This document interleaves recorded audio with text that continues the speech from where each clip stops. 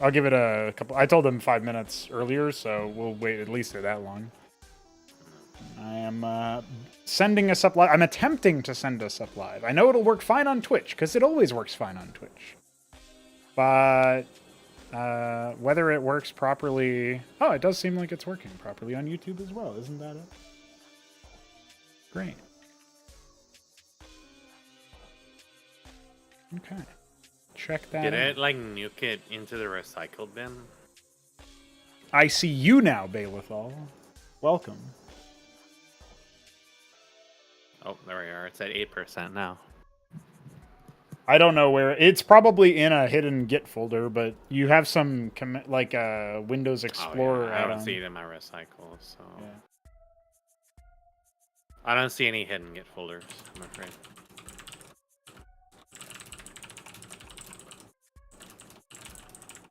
Yeah, if the folder itself isn't there, that means it was deleted, but I don't know how or why. I don't know how either. Oh yeah, let me boot up Restream Chat application because everything has to be a fucking app.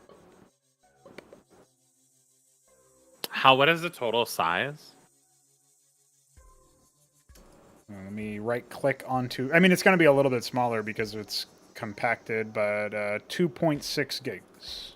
Okay. Although that's my... I don't know if you have to download the whole thing. I'm pretty sure I do. Like, in theory, you should only have to download about half a gig. But if you're already past that, then it's downloading the whole thing. Well, it's sitting at 207 megabytes right now, so... Okay. Oh, there's 325.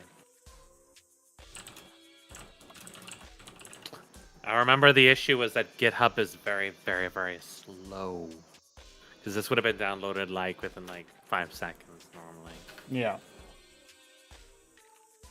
Alright, it's starting to pick up a little now. 376, 383. Come on, feed me a daddy. Pump it into my mouth. 403. 404. 412, just about 420. 420, boys! 420, smoke weed!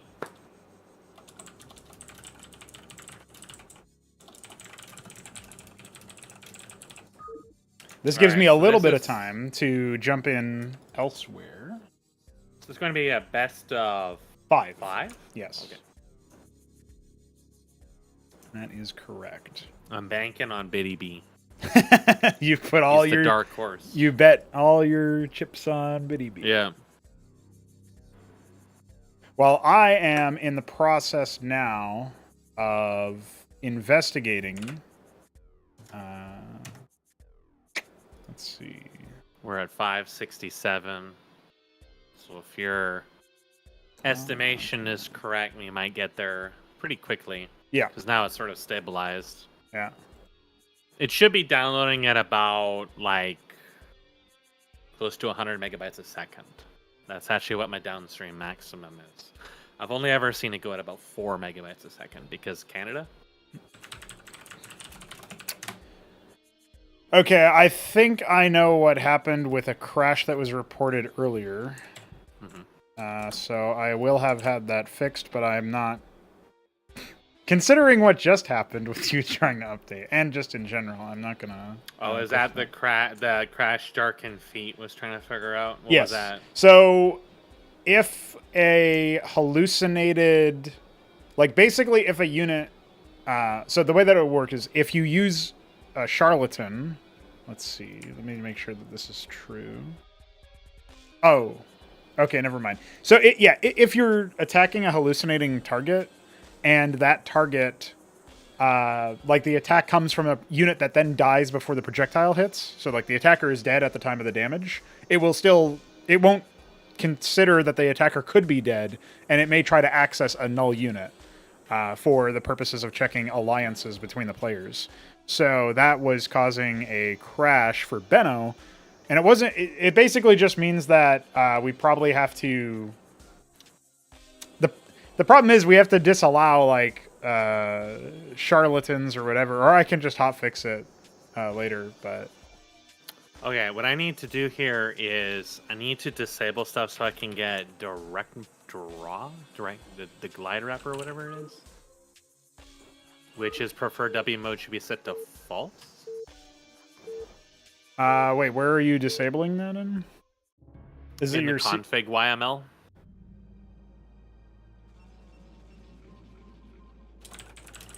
What was I doing to enable that? I have to disable the default W mode that comes with Yeah, CMBW. that's right. So if you go into your config, your first one should be disable prompt true and prefer W mode false. Okay. Then I'll turn grid hotkeys on, and we should be good to go. Okay. Yeah, that's better. I'm just going to make sure this works. I need to run the test map. Yeah, so when you run the test map, you can jump in. Where would the test map be?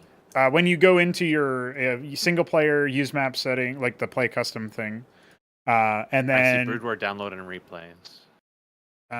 Oh, you didn't install this somewhere where the map folder is in there, so you probably don't have it. Okay, well, I'm going to assume it's working because I see your modified campaign things. Yeah, it should be fine. I mean, you'd hear the different music too if you even have that enabled, so it should be fine. All right. Let me run the local recording here. Sure, yeah, I guess I'll do that myself. Seeing as I had to save you once. If it'll ever work. There it is. And we took enough time that Kiki was able to get in here and watch. I still don't know how I feel about the stream chat during the event being visible, but we'll work that in later. That's not that big of a deal. All right. Go ahead and do that. If I crash, blame Blizzard. All right, easy. Yeah, we are ready to you. Okay. Okay. Let's get this show on the road, boys. We have none other than Mystery Meat and Ben Tyb88. He's given the classic good luck, have fun, don't die, don't suck at the start. So you know he's feeling a little frisky. And we have had Boskevine here. And this is our first semifinals here at Ascension #1. So a pleasure being in the playoffs with you, Misk. Yeah, it'll be interesting to see how this goes. I imagine that between the last matches and this one here, the players perhaps have brushed up a little bit, maybe reflected on those games, and maybe the castings of those games. Maybe coming here with a few different ideas, like, for example, these very early scouts. It is true, yeah. We also have a very fast quarry here, so Mystery Meat trying that one out. And again, could be because he was checking things out and seeing what was going on. The fast quarry seems to be kind of an adopted thing at this point. Yes. Yeah, we've already talked about that plus the Larvosk as our workers give a little kiss to each other along the way. Stockade opener, gateway opener. Seems very standard so far, so nothing to, hoot and holler about just yet. But the quarry, the Larvosk, and similar things like that probably need to be reined in ever so slightly. The treasury might also be one such thing in terms of their very, very low resource cost, making them essentially defaults. But for now, this is the meta that is evolving as we go through the tournament. And hey, Mystery Meat and potentially Nablime, he's not decided if he wants to remain as Terran throughout the playoffs, which normally I would make a stronger statement about, but in this case, it's the first one we're learning. So Mystery Meat might be the only Terran left in the whole match here. So you never know. Might be our only representation. That Meat will be very not mysterious because he's the only human, yeah. the only non-alien. Now, I can see that Mystery is making a getaway with some gas here. The old classic, thanks, friend, for the donation. Yes, yeah. Just so that he has something for his troubles when he returns home. It's only 4 gas, so it's not a crazy amount, but it's always he's good. He's actually kind of hanging out there. I have to wonder. Yes, yeah. Is he going to just gonna scout or if he's planning something a little sillier? Meanwhile, trying to drop an anchor and getting harassed in the process. Of course, there will be a Cyprian coming out. Well, hey, look at this. I think maybe Ben has something in mind, Mr. Ben Tyb88. No, never mind. When you see the scribe going all the way up to the end there. Yeah, I like that little corner because I'd like to play a little game. Are they going to find me here? Right. Are they going to bother pursuing me? Yeah. No? Maybe I'll just drop a few wardens here. Of course. Yeah. Or maybe a hatchery. That is a classic one, yeah. Well, the scout is, of course, confirmed again. And Ben said he didn't have great amounts of sleep here. I don't know if he's sandbagging with his words, but he actually has some sick strats lined up. But with 2 Cyprians in the anchor, the Draconin can obviously just sort of walk on by. It's going to sustain a fair amount of damage, brought down to less than half HP, and is just in time to finish off the Mason before the Scribe can get killed. Just absolutely slapped. The Cyprians are a little separated here, so hypothetically, if you really wanted to, you could try to pick them up, but looks like he's just going to kind of walk down here and just kind of waste his time a little bit instead. He split his damage there. Yeah. That definitely could have gone... At the very least, he would have killed a single Cyprian for his troubles. But otherwise, yeah, just not working out exactly. You know, he had, I thought, maybe 2 Draconins at once there, but it didn't end up happening. Meanwhile, Mason in the top base dies after scouting and confirming an expansion. So, okay, the anchor is up. This is kind of par for the course. Even people who are new to CMBW will be somewhat... they'll see this. They'll understand what's going on. They might not know what's going on with the Cyprian itself, but they'll understand what's happening as far as, oh yeah, there's a bunker-looking structure, and it has some feet for some reason, and then there's a dragoon-looking something, so you never know. We have actually updated the Cyprian's sprite for this series as well. Yes, the Cyclops and the Cyprian received some makeovers from none other than Solstice, John A., who has helped us out quite a bit with our materials and whatnot, as well as some models for the Protoss. So he's looking to probably drop a treasury or something down here, but the Draconins are just happily camping it, and there's going to be a third one coming down there. So maybe Btyb cannot take this ramp, but he can most certainly deny this expansion. Yes. And if it were me, I would just go straight to the left, because it is not being scouted, and most people aren't going to think to scout it. That said, Btyb is getting a vassal. One of the most favorite super weapons of the game. Absolutely terrifying in vast quantities. Actually, Cyprians and bunkers may be the only thing that's really great against it, especially at this point in the game. It's more likely he just wants to see if Mystery is perhaps going drops or going fulcrum or, you know, just get an idea what his tech path is going to be. But so far, Mystery is pretty content just to continue planting his feet down. Look at this. Right in the middle. Speaking of feet... Now the thing is, it wasn't scouted. Oh, he did see it. He did see it on the minimap. The Draconin saw it. Yeah. Well, I mean, I know he saw it with the Draconin. I was tracking his camera position, and it did not look like he was that interested in paying attention there. Now, Mist has a lot of experience. On the way. Yes, Mist has a lot of experience breaking out of containments like this. So the vassals are indeed checking that expansion. Btyb knows. Btyb has seen the sass. We can see that those Draconins are forced back out of the natural by a collection of Masons, plus the anchor. He's going to get that treasury down here. Vassals are going to end up in his back line, and they could get some kills in. Yes, I think they probably will, approach. The feet are approaching, but there's nothing immediately here to respond to the threat posed by the 3 vassals, no less. So, as he's continuing over here, there are 2 fulcrums as part of a transition, and the anchor is still, of course, idling around here, not yet revealing itself. Floating over there, yeah. I mean, Ben is aware that it exists. Both players have units and feet idling in each other's base. Yeah, oh, look at this heads up play from none other than Ben Taberski. He's got the vassal found it. And has discovered where it is. Yeah, I mean, I'm not sure if he has it. Again, tracking his camera position here, I'm not sure that he knows that he's found it. But he probably just knew that it was going to go in that general direction to try to avoid the Dragoon path, but he wasn't paying attention. It's actually going to land there just to prevent future vassals from coming and heckling it. Yeah. Now, the thing is that even though the 3 vassals didn't really get a lot of kills in, I think it was just the 1, it did force out 2 watchdogs.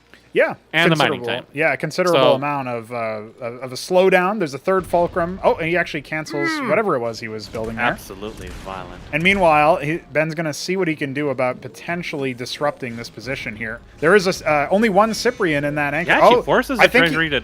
I think that was a misclick. Yeah, I think that was a misclick. I think what he meant to do was lift off the anchor below it, because he landed it immediately. I know that awful feeling. I've done that to my main so many times. Yeah, so... There's a grand library on the way. For Btyb. We're seeing some more tech. We're seeing some more tech. I can't believe it. Devoting some really heavy firepower to this feat over here. Btyb is not a fan of feet. Does not want them on his face. He's even brought over a simulacrum. Terrifying against feet. Yes. Yeah, we haven't actually seen the sim in action so far in the tournament. I mean, admittedly, there's only been one Protoss and one Zerg in the whole tournament, so that makes sense that we would have yet to see some things.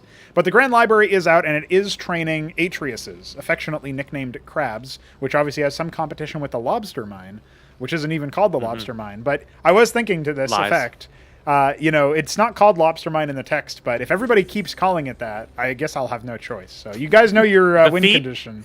Yeah, the feet are attempting some solid snake here. They're trying to slip in, but I think he saw all the Dracodins and other shit sitting here and was like, nah, I don't want any part of that. There's even a Warden coming up there, but I'm pretty sure the feet can very comfortably slip by that. The thing about Simulacrums is they're not really too great against Cyprians because they have to get quite close. Yeah. They don't really have much shield, so they're going to be taking tons of chip damage anyways. And AoE in general is fairly strong against them. So Atriuses also can struggle against Anchors as well because you can just repair them. And the Atrius' base damage isn't super high unless it's been changed since I last played, but I kind of doubt it. It's more of a rapid-fire AoE, yeah. Yeah. There's a lot of Goliaths coming out now, so we're seeing some more of that Goliath play is trying to push and take back this ramp. And Btyb is not really quite in this space. Actually, the bunker came up behind him, but it's going to die in pretty short order here. Just a little bit of a distraction, Btyb able to deal with that.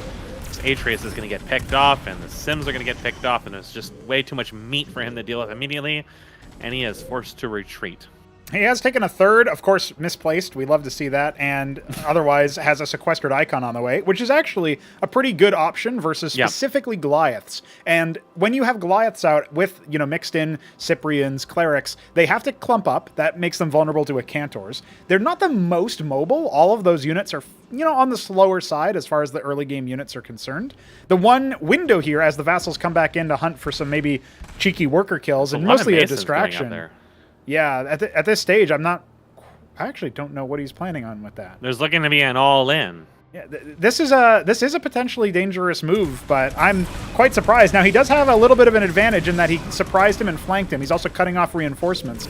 The Masons, on the other hand, are probably just going to confuse him more than anything. I'm a little bit surprised. They could block him off very easily here. Yeah. This unusual Mason draw actually ends up forcing Btyb to commit there because he would have just got caught up on them if he tried to retreat. This is just an all-in. They're going to be there just to take the damage of anything in front. Actually, I think Architects would have been great in this situation, but he's not going to have the time to make them. No, as soon as this pylon goes down, that sequestered icon, which is about halfway done with a Cantor, I don't think it's going to be enough anyway, but even if it were to finish, that part is the first hurdle. You got to get through the first part of keeping your pylon alive long enough. And you can even see his units moving around there. He's actually not too interested in focusing down the pylon. Maybe in the heat of battle here, more concerned about, putting this dent on the sequestered icon itself. A couple point-blank shots, but it only gets 2 off, and it doesn't even kill a Goliath, as you can see. So a very interesting move to pull the boys off the line. I was not expecting that from Meat, but he's got it. It may have been a mistake, but I think it was more like he just saw the size of the army and was like, well, there could be some static defense, but, I can deal a lot of damage that will compensate for taking the workers off, so he just went for it. I don't think it was necessary, but if Btyb's army was a little bit larger and he tried to backstep away from that ramp, the workers could have absolutely surrounded him. Yeah, it was definitely risky. He had already been at a slight economic disadvantage, but either way, it works out for him, gives him a map win numero uno. And now at this point, we will wait for Ben Taberski himself to select the next map. And then we will be hosting that and getting that on.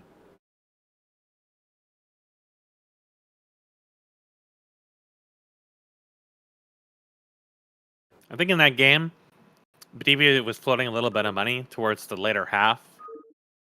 I don't really think that the Atriuses would have worked well against the Cyprian Anchors anyways, again, because they just don't do enough burst damage to kill the Masons that are repairing or down the Anchors themselves.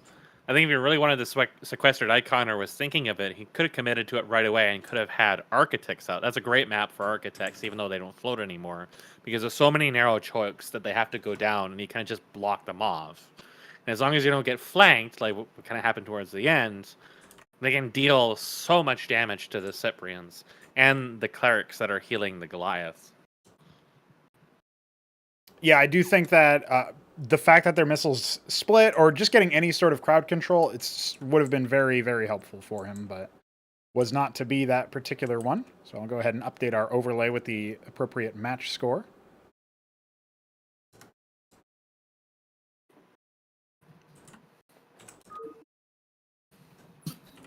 And we'll get things rolling here. So we have gone to Megalith Empire by request of Btyb88. People who are not familiar with the formula will notice. This is a best of 5. We, of course, have at least 2 more games to play. And that's assuming this can close us out nice and clean. I'm going to go ahead and set us to extra high lat just to make sure that we don't get owned by any intermittent lag. And we will be taking a look at how Ben wants to follow up. He did claim victory versus the Beaver on this map before using his Dracodon strategy. I don't think it'll be as effective against Mist. And I also am wondering if he's feeling cheeky, having gone 1-up in the series. He's rallying a Mason directly to that spot you were talking about, Mesk, where maybe if you build an anchor, it could work out. But of course, he's got to get a stockade down first, so he can't get too far ahead. This is a little bit harder to cheese, because it's a lot easier to scout, but you absolutely can do it. I think that Btyb is the one who picks the map, right? Yes. I think he's looking to play something very aggressive in this. Yeah. Because this is a very aggressive map. Well, the longer he waits here and sees that there is no structure, the more inquisitive he should be getting and maybe taking a look at what's over there. His first structure is likely to be a gateway again. You can also, of course, if you really want to be cheeky, you can send something down to, like, the bottom right or in one of these innumerable corners. A lot of places to hide stuff in this map if you really want to. I'm not sure if Mystery is really looking to be really hidden with this tech or not. I think it's just kind of to waste his time a little bit. He is going to spot it. Yeah. Or maybe, did he? I think he did. I think he must have. I'm not 100% sure because we unfortunately cannot check the... now, here's the thing, though. This other Mason... Yes, yeah. Well, he could be the one who builds the anchor. Yeah. He could put an anchor in that corner there behind the resource line, and then you could slow... Oh, there is an anchor being built on this ledge, though. Yes. Yeah. Gateway's about to finish. Warden was already started. That means that there's no money for a Dracodon. You really want to value the mobile level of, you know... He's still sneaking around here. I wonder if he suspects something like vultures. I would think that he put the Warden closer to his nexus at any point. Yeah, I think the biggest problem... He's getting a Zealot first, which, unfortunately... He's seen the Cyprian that was attacking his scribes, so he knows what it is now. He may not be immediately aware the anchor could lift off over there, though. Yeah. He's going to go ahead and lift it off while it's... Oh, he's not... He hasn't taken the extra one. Oh, there we go. This is valuable time. He's running away. This is valuable time for the... for, of course, his opponent. What he might also... going right to the back line, right where I figured he might build one. Where yes, he could build one. And maybe this is a little safer in one sense. It's more risky in the others. If he had spotted the anchor, he might have. But I just don't feel like he did, because I feel like he would have moved his Zealot. Yeah, he would do something, right? I don't think he knows. No. I think he knows there's a Cyprian now. Okay, I think he saw it. He just now saw it, yeah. Now, so far, he actually is not in range. Not in range. Yeah. The feet have landed. Well, he's just going to move on over here, and there's no reaction. He could have pulled a worker or maybe stop it that way, but it's just not going to be fast enough. Now, the good news is, he's decided to lift it off. I think he queued a move command or something. He's disengaging. Yeah. He doesn't want to deal with that. The pull on the scribes was very, very fast. There is a Mason out here. Now, it wasn't going to build it, but it can repair it. Yep. So that's another move to potentially consider. Looking for a place to stick his feet here, but... Yeah, the good news about the Zealot is that it can just occupy the Mason. You know, make sure that it stays away. And it's also occupied. You can't force target the Dracodon in this particular case. So it's gonna die. Yeah, unfortunately for Btyb, he was not really on the ball with the micro. I'm not quite sure what he was doing in the meantime, because he definitely could have focused down the Mason, or especially considering the Zealot was the one dealing with the Cyprians. You could have hugged around at max range. More feet are on the way, but you can see there's a scribe in the middle that will spot them. Yeah. So he's debating if he wants to try to. Yeah, which one do I kill first? Yeah. Well, there goes the repairman. That is in range to attack the Warden as well as the Geyser, but the bigger problem is definitely the one below.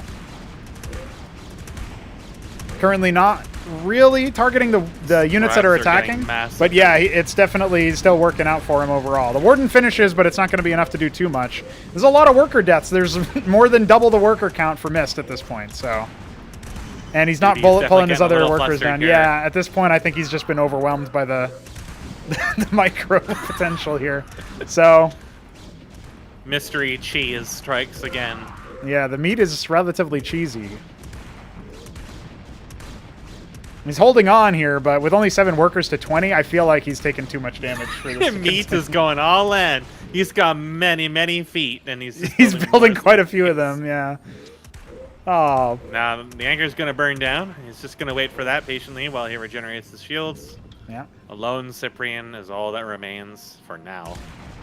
When his scribe sees the 3 of them start flying across. He's going to go for a scout now. There's actually nothing immediately here besides more feet.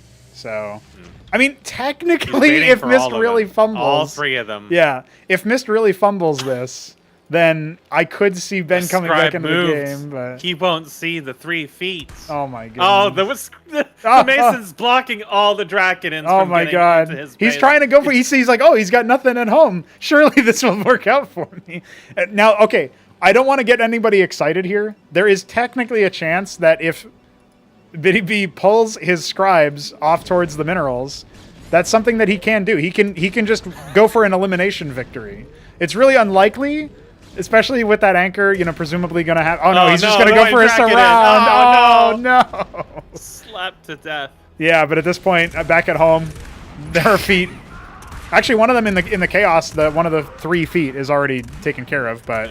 Warden claims one. The Drakenins are getting they're still getting surrounded. It's a massacre. He's got 294 minerals. Could start dropping down at maybe a matrix or something if he got a little gas, but I think he's got his hands full. He's absolutely bewildered. Meanwhile, the other Masons and the Scribe are just kind of chilling out. All right, and finally, he succumbs to the feet. I wonder what he was going for with this game plan. Like, the fact that it probably didn't involve feet in his base. Yeah, these are really quick games by comparison to what we had before, and maybe that's something to just prove Mystery's like metal there. You know what I mean? He's definitely got it, but you know, that first game had a little bit more potential for a back and forth, and then just maybe slip the macro or something. That second game, though, whew, that's gonna sting. So. Yeah, the all-in. I mean, technically, if Meat wanted to play it super safe, he could have gone for more standard at that point because the damage from the first couple feet was so massive. Yeah. But at that stage, you know, he's got 3 of them full of Cyprians. Even without the feet, the Cyprians would deal so much damage to any standing military force if Btyb wasn't careful. So, may as well just keep up the aggression at that point. It's definitely it's a challenge for Ben here to get himself into a good spot. The cheesery.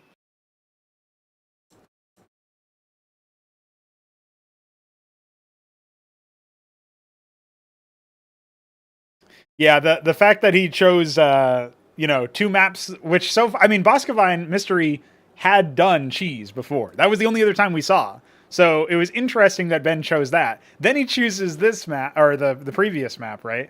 Now we're on to Terminus, a fairly compact map, but at the very least a map that doesn't have an immediate spot for you to do the anchor cheese in. A little more defensible. Yeah. So we'll have to see how that one plays out. And Ben has gone for the older maps in the pool. It makes sense. He's not really played in a huge amount of time recently. But if I were him, I might have opted for an Equilibrium or a Repulsion as opposed to, you know, something like this, right? Mm-hmm. He did say R. Yeah, I'm just making sure because there was some time. I didn't want to start in the last minute here. But speaking of the word last, could be the last game. We could be on for a very fast 3-0. Ben going to try to avoid that. Already down 0-2. And Mystery Meat down in the bottom here. Looking imperious so far, like just sort of brushing Ben off of his shoulder. Like, I don't know, you could make some very cruel analogy, but I won't do that. Instead, there will be a pylon.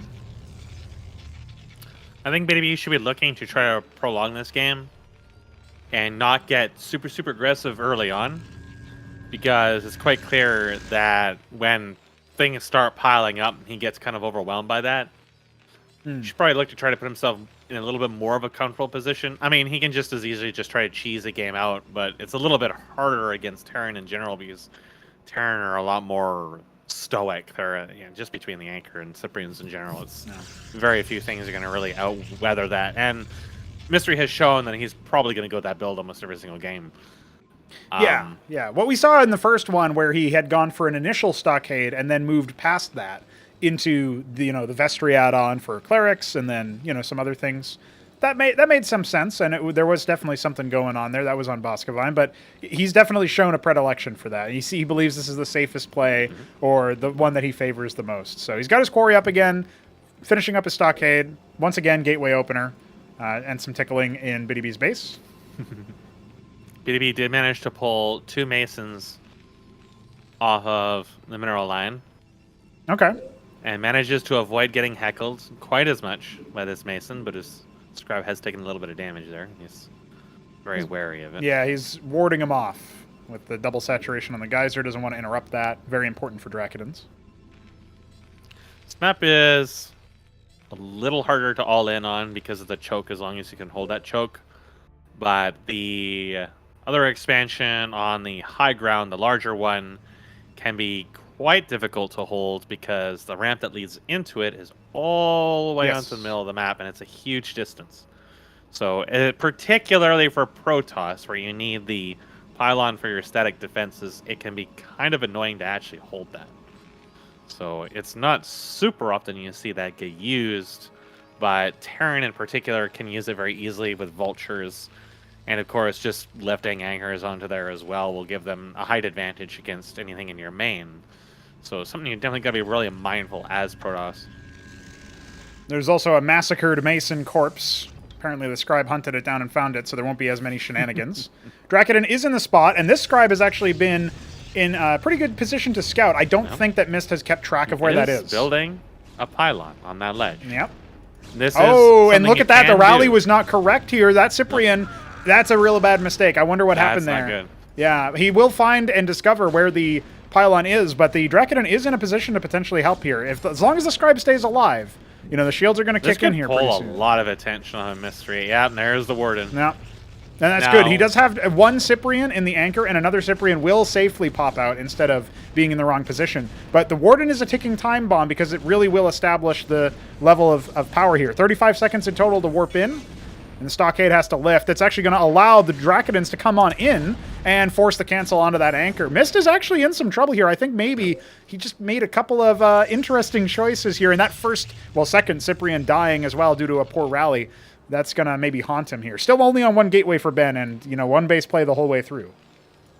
This would be a time where Btyb88 very possibly could send another Scribe over to that far ledge and try to put a ward in, or just at least have eyes on it, because that's still a free access point or a way for Mystery to get out of his base. But at the moment, Mystery is pretty locked down here. There's not enough firepower to really deal with these. And I know full and well how difficult it is to destroy bunkers with Wardens. So Btyb88's got himself in a better spot than he's had in the other games. Yes, yeah. This might be like where his series feels like it's starting for sure. He's going to go ahead and try to draw some attention, but it's mostly you can see that there's 2 Fulcrums coming. Yes. So I'm thinking there's going to be vultures coming out of these. I think they're going to ignore the front, and they're going to go straight. You can see there's even a Mason sitting on that ledge there. Yeah.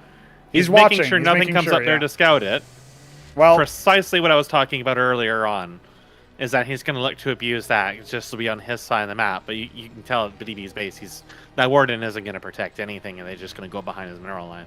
There's going to be a treasury started in the back, but there's a Stargate about to finish right in where the Warden is. So he's also probably going to drop a Nexus here. Of course, misplaced, but... this might turn... That might turn into Btyb88's main, depending on what these vultures do. Yeah, I mean, he does have a single Warden warping in and a second one already there. At the moment. Yeah. This is a huge window of opportunity for Mystery if he just sends him around. You can see a second Warden coming up in Btyb88's main. Yeah. He suspects, and he's very cognizant of the fact that this could happen, but it's still not in a good spot. The vultures can still get behind his mineral line and cause him a ton of headaches especially if Mystery decides to drop these anchors on these Draconids at the same time and split his attention. There will be problems somewhere with that. Now, he's got 3 Vultures currently and building another Goliath. He hasn't moved out yet. He still has eyes on that ledge. So I don't think at this point he's looking to do that. No, I'm not I sure. figured he would have gone straight for... Oh! Maybe he is. No, he's just putting mines. He might do it. Yeah. I mean, he should get eyes on what his opponent is doing for sure. There is a Panoptus that was finished. It's sort of hovering around here just seeing what's going on. The problem is there's a 3rd anchor coming up, and with Goliaths at least 1 on the field, of course, they can go into the anchor as well, and at that point they would have 9 anti-air range. Well, 9 range in general, but specifically fairly good here. So he's going to use the fact that he's got plenty of range here to start antagonizing the forces. And Btyb is going to get caught off guard just by how much range that actually Btyb has to avoid getting baited into fighting this. He does not want to dive into this to save the Wardens.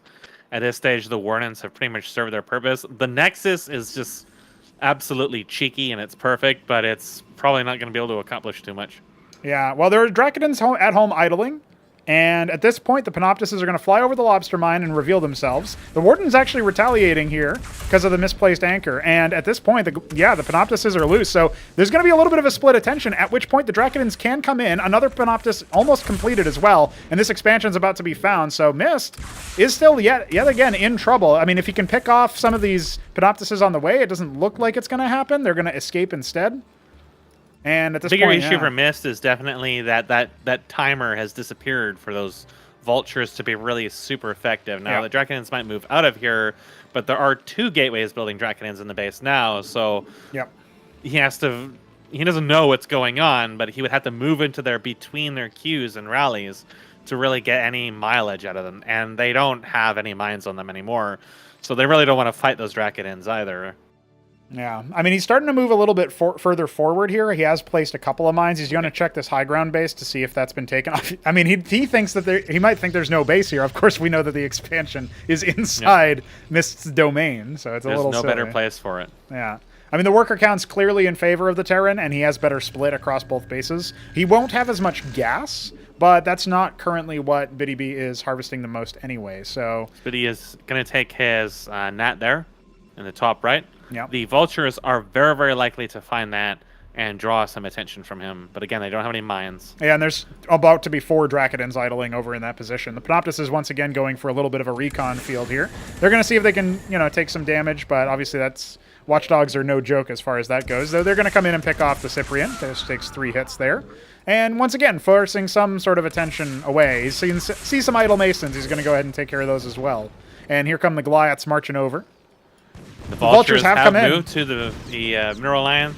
There's a couple of Draconids here that are going to deal with those. They'll get a couple worker kills in, but nowhere near as devastating as it could have been, that's for sure. Yeah, and I don't even think they confirmed the top right base, so... They ran up to it and then moved away from it. Yeah. There you go. Confirmation. Draconids are going to go ahead and try to strike. The Masons do need to be pulled if this attack is going to continue, but looks like Btyb is getting a little curious and concerned.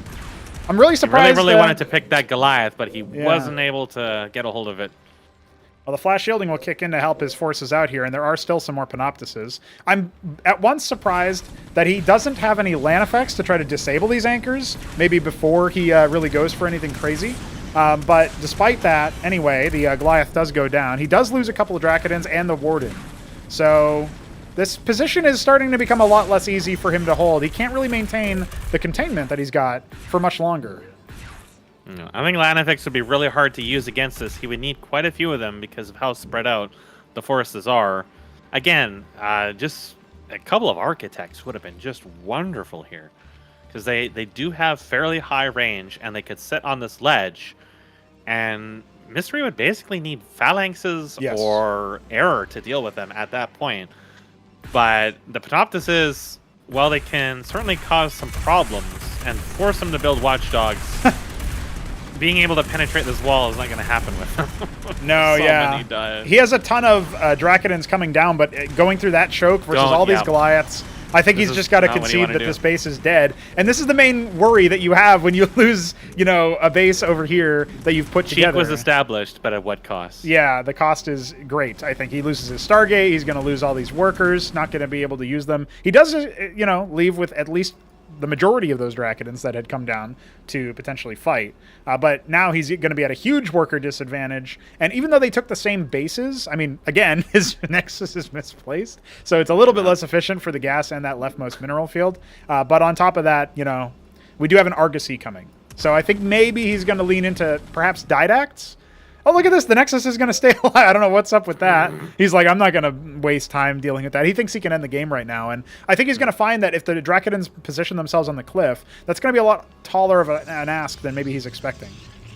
He has lost a handful of Masons to the Panoptises. One of them was destroyed when the Goliaths attempted to finish them off during Btyb88's attention elsewhere. But one of them is still alive.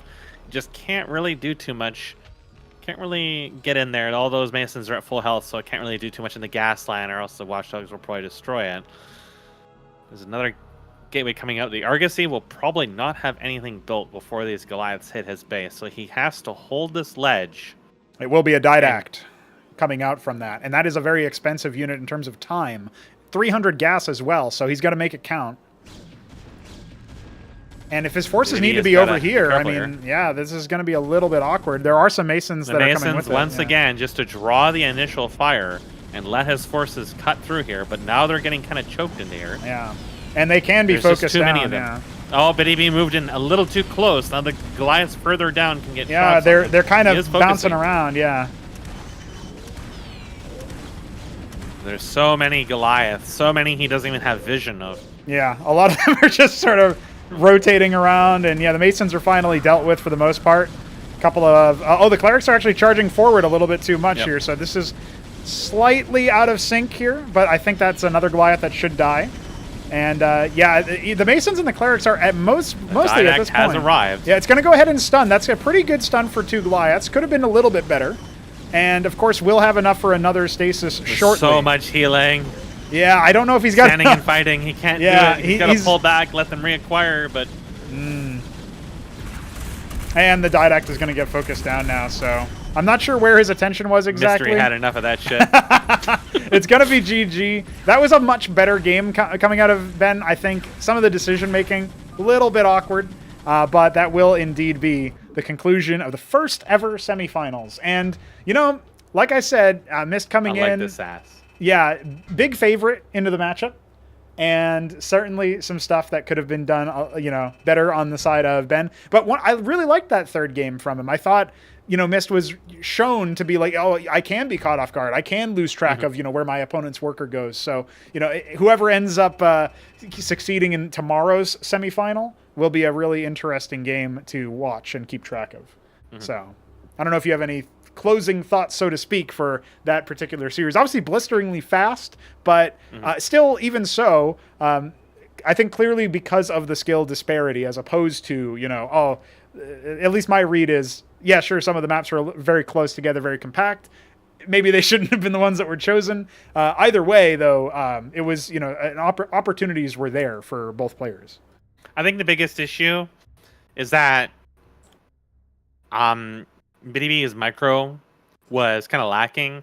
You could tell, like, for example, during the final exchange with the Drakidans and the Goliaths, there's so many cases you can move back the individual Drakidans and let them flash shield and then come back.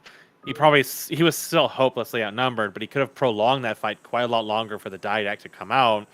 And there was, like, the biggest issue is that the biggest point where the skill disparity really shows up is early in the game, where Mystery is not going to have nearly as much missed opportunities, at least really in these, where Btyb is being the aggressor, and it's harder to do that in this because there tends to just, either due to circumstances or just, you know, just due to the way things are happening, it ends up becoming a lot more intense for him to keep up with it and keep track of everything going on and make it all succeed than it is for Mystery to just, you know, hold his ground, wait to weather it down, and then move forward when, you know, the aggression has been mitigated.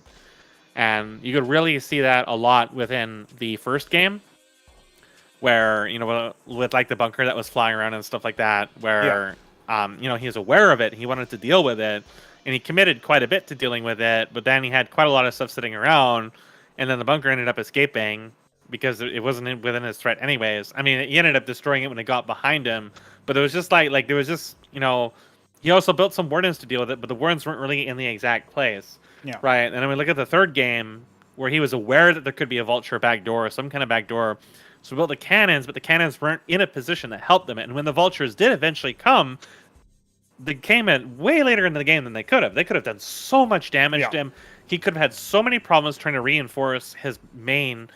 And the cannons he did eventually build didn't help against them anyways because they weren't in the right space to help them. Kind of like earlier on when you were playing against Shambler, and he would build Circus to try to deter you, but the Circus weren't really in the right spot. Yeah. You had to kind of teach him that you needed to build a Circus in a place where they can actually cover the whole mineral line. And then he did that, and then I played against him, and hey, he would always do this early in the game, and then it was much harder for me to get vulture kills on his mineral line. It's kind of like the same thing here. And it was like the ideas were good. I don't think the Panoptises were going to work against Terran, especially when he had already shown he had Anchors and Cyprians. They can do a lot of damage. They're way more effective than Scouts in Brood War, but there's still something that has to get into the bunker line of fire to do the damage, and their range is not that great. Architects would have been amazing in that circumstance. If he had built Architects on that ledge, he had more than enough money between the Panoptises to do so, then he could have pushed against it. It's kind of like that game I played against Shambler, a much larger map, but he had the initial advantage with a push with a whole bunch of infantry, mostly Cyprians, and then feet on top of it, and I went early Architects, and then with a little bit of cliff advantage, they easily repelled that with some defenses, and that could have been the case here, even against Goliaths, especially with the cliff advantage, again, because the splash would help deal with the clerics. The Draconins, when there was like 4 or 5 clerics killing a Goliath, you could just see that it really wasn't helping that much at all. Well, there were like 9 clerics at that point. You know what I mean? So it was a pretty considerable investment for the healing that was able to be concurrent. So. Yeah, so he certainly had like ideas of really what to do. But since he was the one trying to take the lead, at least in that particular case in the third game, and he got himself into that position, you have to know precisely, like, you get yourself in this spot where you have this position. Now you have to determine, how do I maximize this as much as possible? And that is not necessarily as easy as I might think. Because if you put yourself in his shoes, he's put in however many hundreds of minerals into building the warrens, building the pylons, and now he's building a Stargate and a Nexus. He has the advantage. But the Nexus, I really like it, but it was so lightly defended that once it started to get pushed, he had nothing to actually hold. I think building the Stargate there was even more risky than having the Nexus there, because even if he lost the Nexus, at least he still has a production structure. But the Stargate in general was, it felt like to me that he thought, okay, all the defenses are focused on me here, so I'm going to go around. The problem is that those defenses are mobile. And I don't know, he may not have even had knowledge that there was fulcrums out for a little while. Yeah. And then he was kind of locked into Stargate at that point. So I can kind of like see his trail of thought, but I felt like, you know, the Architect just would have been a better unit for the job overall. And you know, when he kind of hit that point where he was in the commanding seat for the match, but he wasn't quite sure how to actually proceed from that point. When he wanted to put more harassment pressure onto it. The Panoptis is more about harassing and sniping than it is actually about taking control of the game and closing it. When I played against you so long ago and I was able to use the Panoptis to a great extent, it really was only just to control the map. You could never really penetrate the defenses of the Terran with a Panoptis. It was just about denial, map control, and then letting you macro. And macro was definitely a weaker point for Btyb in that point, because, you know, he started to float a little bit of money. And then, again, like Mystery, all he really has to do is just hunker down, don't let the Panoptises kill his workers, and then just keep building units. And then let Btyb attempt to fight the Anchors, let him fight. You know, maybe Btyb might have more units and has more money in his army.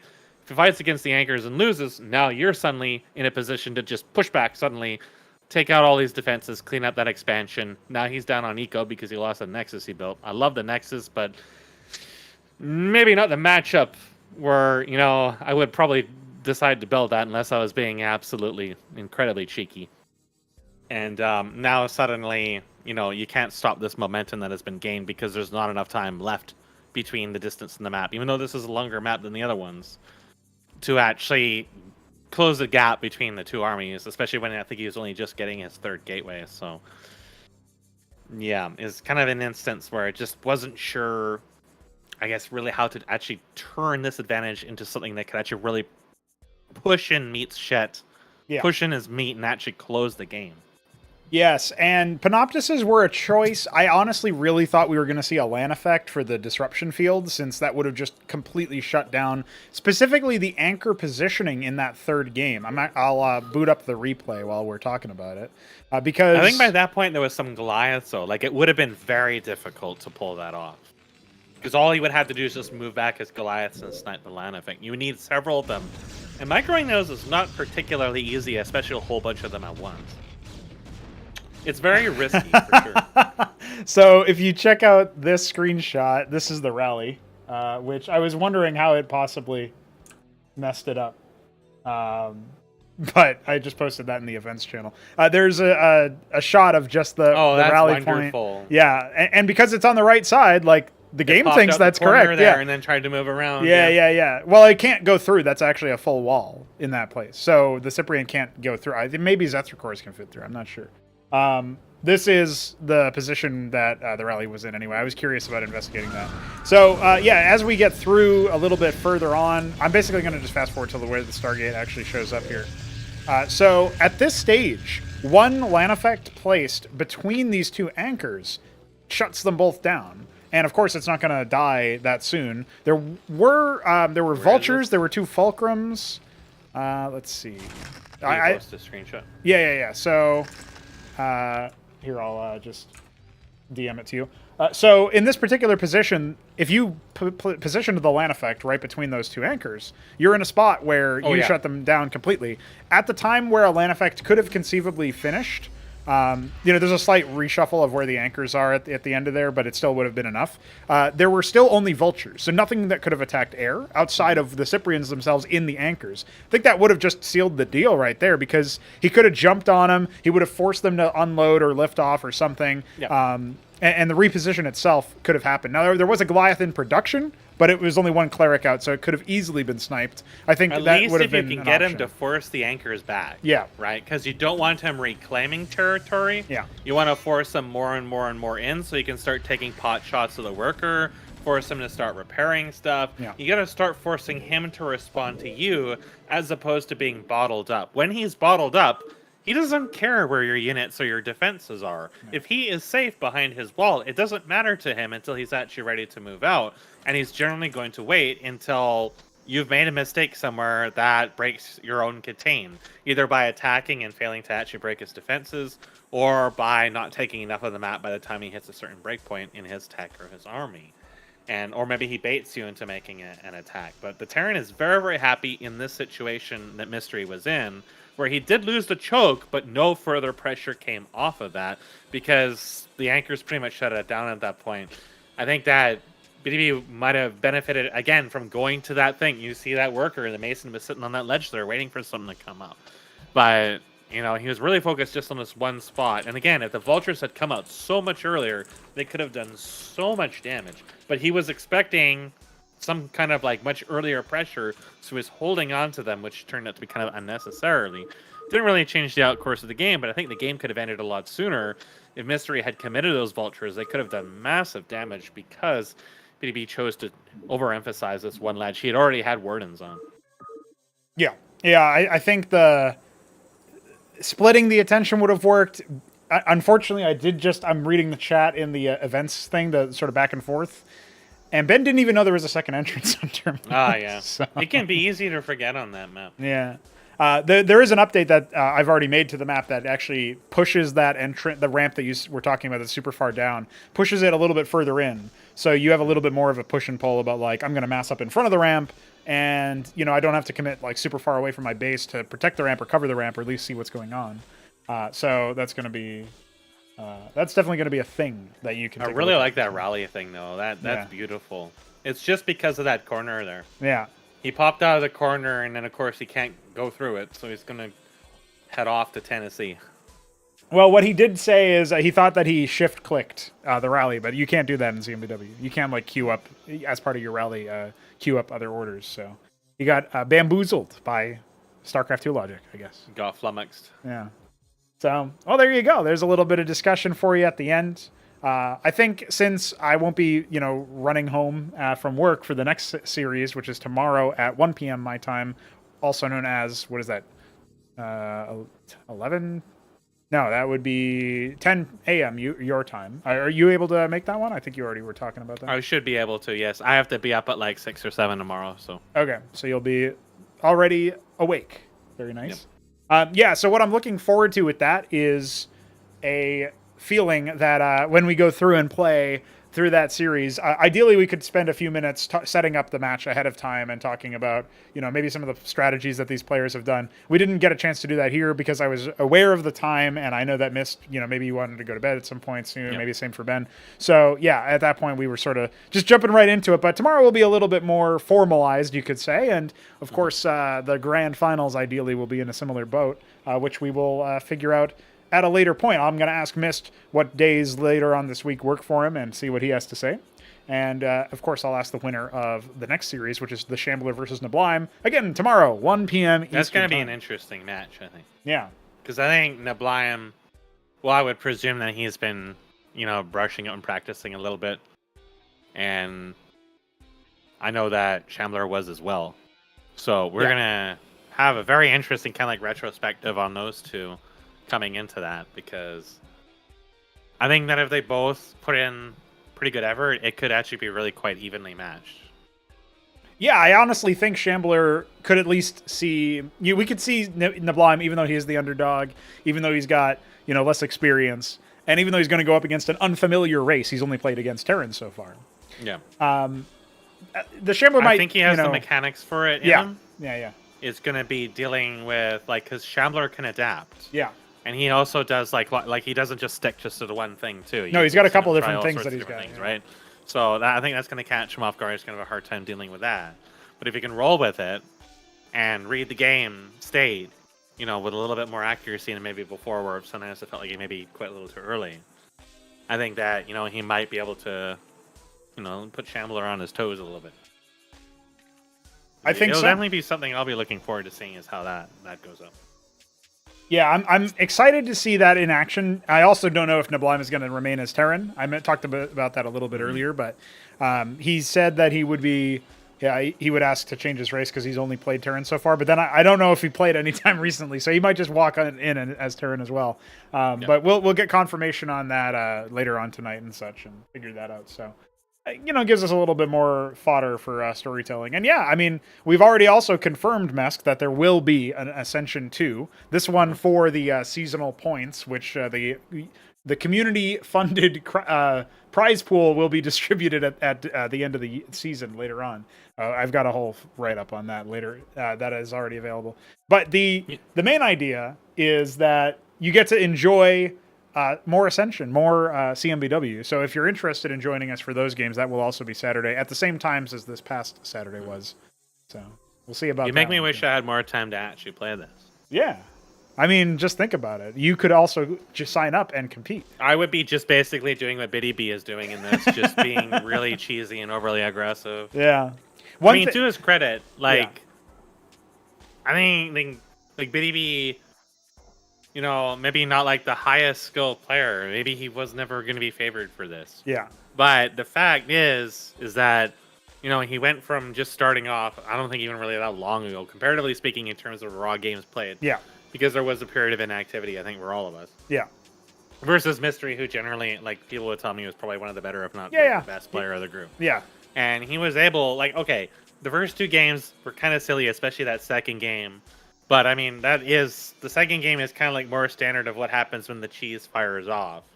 And he didn't fold immediately to it either. The first game was the addition of several small mistakes added up.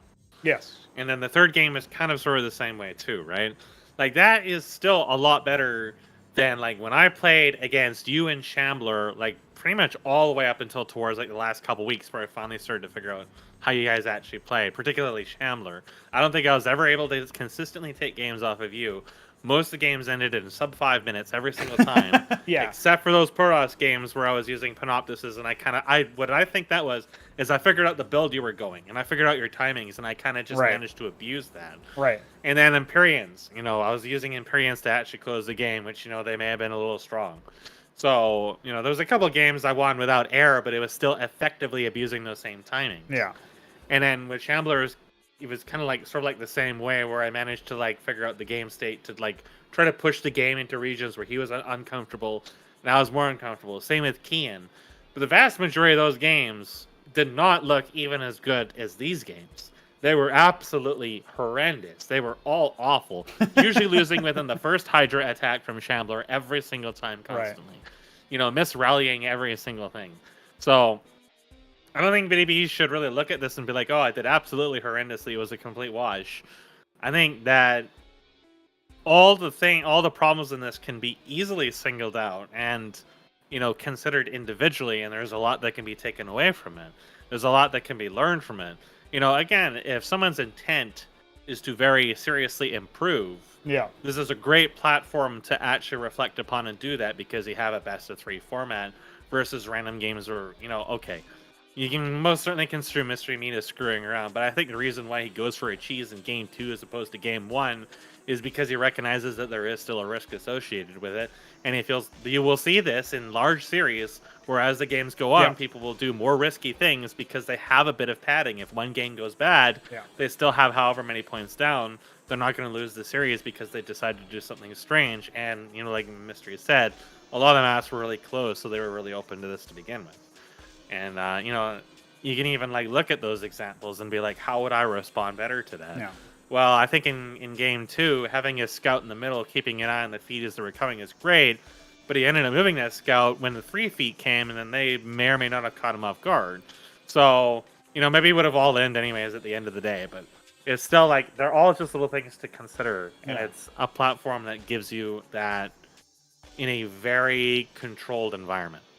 Right, yeah. It's very, like, you can anticipate that players are trying. They're not sort of goofing around. And they're probably more focused than they are for, say, oh, let me just, you know, a pickup game, as we would call them. We're just like, hey, who's around to play? And let's just check it out. But so I do think that that's definitely the case. I'm also very interested in seeing how, just how players sort of scale up their play. Like, I haven't played very well, but very recently, but Shambler has obviously been playing recently, and Mist has been playing recently. Like, maybe now, where I was taking games off of them pretty consistently, we were kind of trading back and forth. Mist would probably have beaten me. Maybe it was like 60-40 in his favor back in the day. Like, maybe now they would be more better than I would, and that would be a nice call for me to say, hey, I got to step up my own personal game too, because they're also practicing and playing all of that stuff. So, yeah, so it's interesting. I am interested in that, and certainly interested in seeing how things continue to shape up. I'm looking forward to that. And I'm also not sure about this yet, but I feel like the grand finals, especially if we're not going to be strapped for time based on schedules, should hopefully be maybe we could think about doing a best of 7 instead of a best of 5, just for the sake of it. You know, getting at those longer series where, again, like you were saying, you see the evolution of strategies over time. I think that part is really cool. And before all of them are cheese. It could be. If it were me, I would do it. Yeah. Well, I mean, you could probably just go as random as well, so the cheese just evolves the more. I mean, just ask Shambler. That is what I have done to him, where we've played like 10 games, and each and every single one of them, I fished various cheese until one of them finally landed, which I think was the Fast Omen, actually, straight into exemplars. Right. On Maim Street, of course. Yes, why not? So.